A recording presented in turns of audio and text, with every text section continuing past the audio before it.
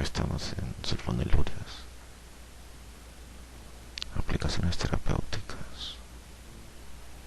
Se utilizan exclusivamente en la diabetes mellitus tipo 2, en la que coexisten con frecuencia menor capacidad de segregar insulina, resistencia celular a la acción de la insulina y mayor capacidad de producir glucosa. Puesto que la mayoría de estos pacientes son obesos y la obesidad contribuye a la resistencia a la insulina, la primera medida terapéutica debe dirigirse a reducir la dieta y regular el ejercicio. Asimismo, se han de seleccionar los pacientes según los requisitos expuestos en el punto 3, pero es preciso tener en cuenta la necesidad de ajustar la dieta y el ejercicio como elementos indispensables del tratamiento. La necesidad de seleccionar bien los pacientes según los requisitos expuestos en el capítulo 3. Conviene empezar con dosis bajas e ir aumentándolas lentamente y progresivamente según la respuesta. Las dosis se indican en la tabla 3.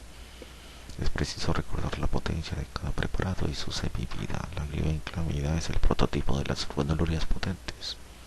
La tolbutamida lo es muy poco, por lo que puede ser preferible utilizarla en ancianos. La clorpropamida es de acción muy prolongada, útil en pacientes reacios al cumplimiento terapéutico. En general se utilizan 1 o 2 dosis diarias según las características del fármaco y la respuesta del paciente. En el embarazo se debe usarse la insulina porque el paso de sulfonilurias al feto estimula las células beta de su páncreas, ya de por sí hipertrofiadas por la propia diabetes materna. También están contraindicadas sulfonilurias en diabéticos sometidos a intervenciones quirúrgicas en situaciones de mucho estrés, en traumatismos y en pacientes con intensa insuficiencia hepática o renal. Estos diabéticos requieren lógicamente insulina.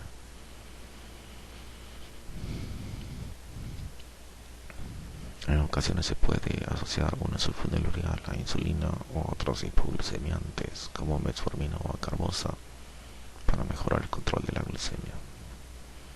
Biguanidas son derivados biguanídicos de los que el único actualmente aceptado es la metformina. Mecanismo de acción y acciones farmacológicas. No provoca liberación de insulina. Entre las acciones que producen destacan las siguientes: aumento del metabolismo de la glucosa en los tejidos, en particular de la glucólisis anaerobia, reducción de la gluconeogénesis hepática e inhibición de la absorción de glucosa, aminoácidos y otros compuestos a nivel intestinal. A nivel subcelular, las biguanidas se fijan a la membrana mitocondrial, donde podrían alterar los sistemas de transporte. Se ha comprobado en adipocitos y en células musculares que la metformina aumenta la translocación de transportadores GLUT4 desde la membrana microscópica a la membrana plasmática provocada por la insulina, y bloquea la regulación negativa de estos transportadores que se observa cuando la insulina actúa de manera crónica. En fibroblastos de individuos control y con diabetes 2 provoca aumento de la expresión del gen del transportador GLUT1. No llega a producir hipoglucemia, sino que reducen la hiperglucemia basal y postprandial. Como consecuencia de su actividad metabólica, aumentan los niveles de lactato y piruvato a lo largo plazo, disminuyen los niveles de colesterol y triglicéridos, lo que puede ser útil en diabéticos con valores aumentados de VLDL. Características farmacocinéticas. La metformina se absorbe por vía oral, no se fija las proteínas plasmáticas y no sufre biotransformación, eliminándose por completo por orina en forma activa, el 90% de una dosis oral en 12 horas. Su semivida de eliminación plasmática es de 2 a 4 horas, por lo que debe administrarse 2 a 3 veces al día.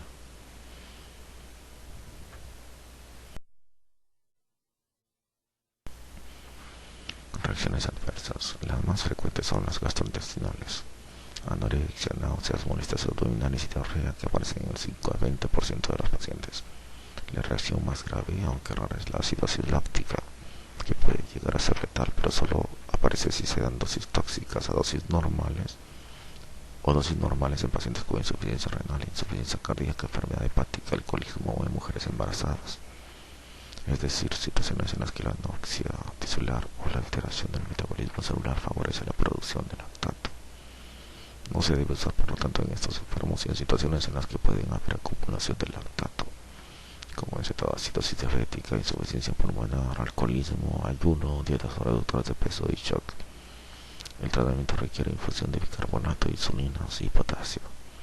Aplicaciones terapéuticas. La metformina puede emplearse en la diabetes mellitus tipo 2 cuando se cumplen los requisitos expuestos para las sulfonilurias. Puede sustituir a estas cuando no son toleradas o han fracasado y administrarse en asociación con insulina, pues se ha comprobado que mejora el control de la glucemia de la diabetes 1, cuya respuesta a la insulina sea inestable o con muestras de resistencia. Aventaja a las sulfonilurias por producir menos grados de hipoglucemia y por sus efectos beneficiosos en las hiperlipemias. Se ha observado también que disminuye ligeramente el peso corporal, a diferencia de lo que ocurre en los pacientes tratados con sulfonilurias o con insulina. Reduce de manera modesta la presión arterial y puede mejorar algunos signos de hiperandrogenismo. La dosis es de 1 a 3 gramos al día en 1 a 3 tomas diarias.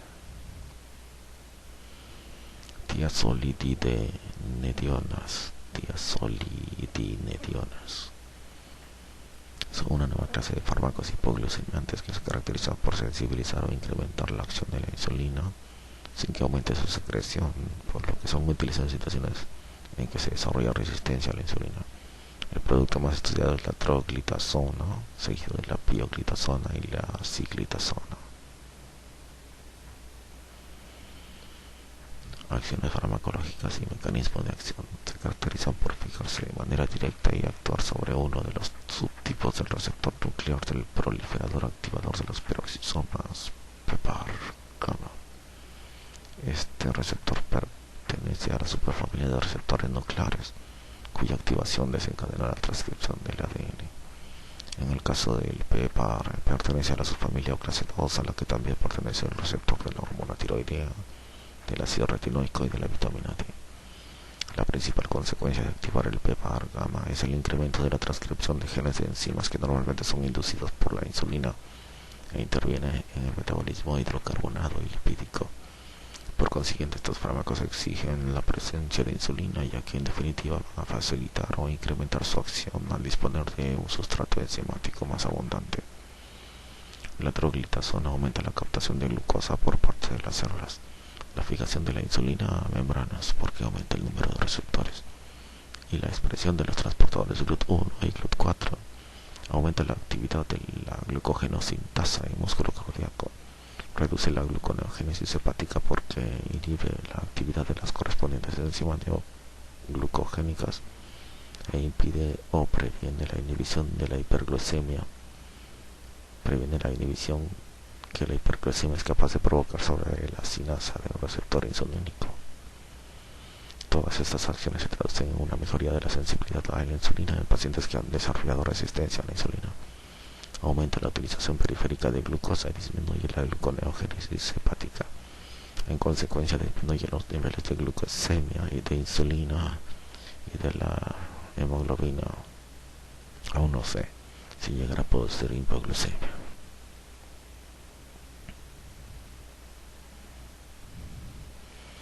Actúan también sobre los genes implicados en el metabolismo de los lípidos e incrementan la hidrólisis de triglicéridos, la captación de ácidos grasos y su conversión en derivados de acil-CoA.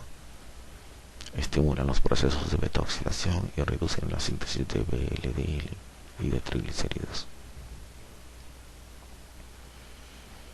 No todas estas acciones, sin embargo, se aprecian en la especie humana. Facilitan también la actividad de algunas enzimas microsómicas, como algunas variantes del citocromo P450, por ejemplo CYP3A4. Pueden reducir ligeramente la presión arterial. Características farmacocinéticas. La troglitazona se absorbe bien por vía oral, con un tiempo máximo de 2 a 3 horas.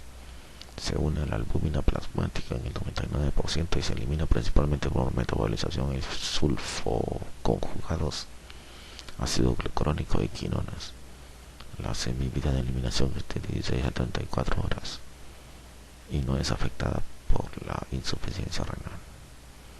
Aplicaciones terapéuticas están indicadas particularmente en pacientes con diabetes mellitus de tipo 2, en pacientes con insulinoresistencia o en pacientes que están mal controlados con otras formas de terapia.